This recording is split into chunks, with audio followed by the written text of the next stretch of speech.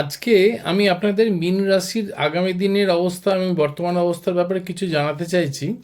প্রথম কথা হচ্ছে, মীন রাশির জাতক জাতিকাদের জন্যে সামনের যে সময়টা আসবে সেটা কিছু মিশ্র ফল দেখা দেবে। কিছু কিছু ভালো হবে, কিছু কিছু উন্নতি হবে, আবার কিছু কিছু চ্যালেঞ্জও আসবে।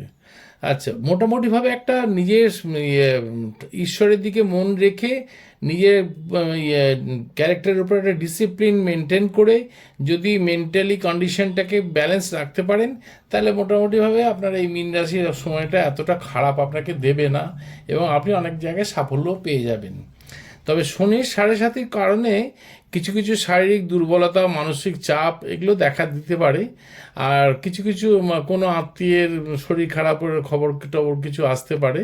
তবে মোটামুটিভাবে যা কাজই করুন না কেন, সেক্ষেত্রে একটু নজর দিয়ে সিরিয়াসলি এবং সিনসিয়ারলি কাজগুলো করবেন। আর কোথায় ভুল হচ্ছে, ভুল ত্রুটির কারণগুলো একটু তলিয়ে দেখে তবে সেগুলোর ব্যাপারে স্টেপ নেবেন। স্বাস্থ্যের দিকে একটু নজর দেবেন। স্বাস্থ্যটা খুব একটা ভালো যাবে না, মাঝে মাঝে খারাপ হতে পারে। নিজের উপরে সেলফ ডিসিপ্লিন থাকলে অনেক সময় মেন্টাল কন্ডিশনটা যদি ঠিকমতো রাখতে পারেন, তাহলে কিন্তু আপনার এটাকে ওভারকাম করা কোনো একটা ব্যাপার থাকবে না।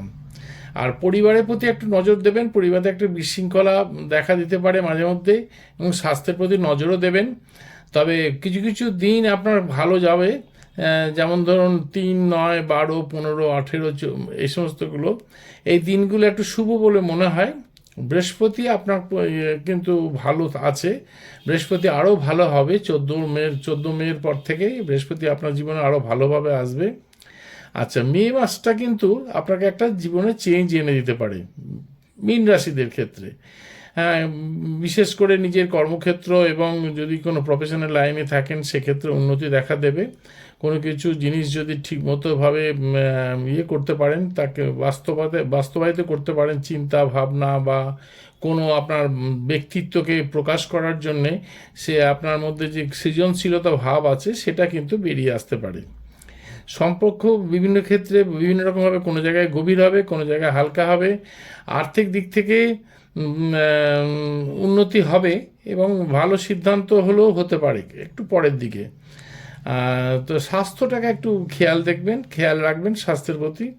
আর দ্বিতীয় নম্বর হচ্ছে যে বৃহস্পতির অবস্থান পরিবর্তন যখন হবে মে মাসে, সেক্ষেত্রে আপনার অনেক ইন অল রেসপেক্ট আপনার একটা উন্নতি ভালো দেখা যাবে।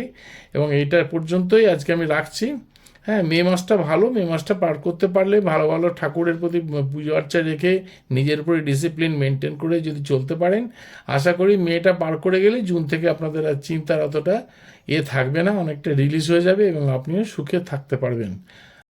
এই রকমের ইনফরমেটিভ ভিডিও পেতে গেলে আপনাকে লাইক, কমেন্ট, শেয়ার করবেন। আজ এই পর্যন্তই, নমস্কার।